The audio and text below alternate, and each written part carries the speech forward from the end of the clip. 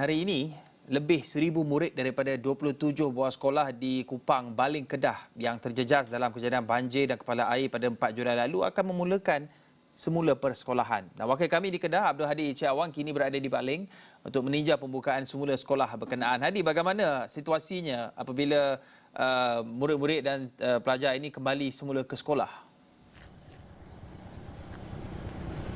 Okey, terima kasih Hakim di studio dan seperti dimaklumkan tadi lebih 1,000 pelajar sebenarnya daripada 27 buah sekolah, 17 sekolah rendah dan 10 sekolah menengah di Baling sebelum ini ditutup susulan kejadian kepala air dan banjir yang berlaku pada 4 Julai lepas.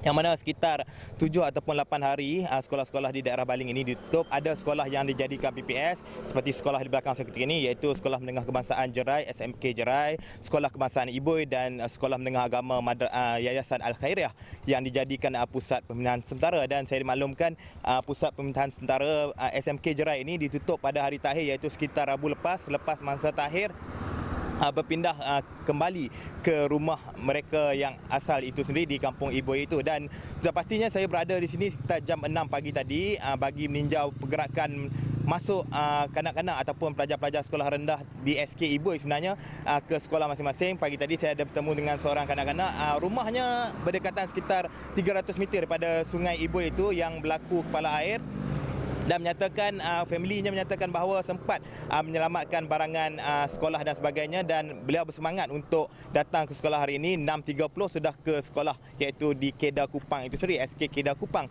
Dan saya 7 pagi tadi saya ke sini bagi meninjau pergerakan masuk pelajar hari pertama selepas sekolah dibuka kembali pada hari ini. Mereka menyatakan bahawa menerima maklumat berkenaan dengan pembukaan sekolah ini pada semalam sebenarnya, dan sempat menyediakan apa yang patut. Ada yang saya temu bual mereka tidak menjadi mangsa, tapi akibat sekolah ini digunakan bagi PPS, mereka terpaksa study di rumah, menjalankan PDPR di rumah sepanjang tempoh pembelajaran sekitar 7 hingga 8 hari itu. Dan ada juga hari ini saya bertemu dengan 2 orang pelajar tingkatan 2 di Sekolah Menengah Kebangsaan Jerai ini. Mereka hari ini sebenarnya mereka akan ke program ataupun majlis inovasi di Sungai Petani berkenaan dengan satu kajian mereka kapal terbang yang dicipta sendiri, dan mereka akan ke Sungai Petani hari ini. Saya juga ada bertemu dengan pelajar yang merupakan mangsa banjir itu sendiri, menyatakan bahawa tidak sempat menyelamatkan apa-apa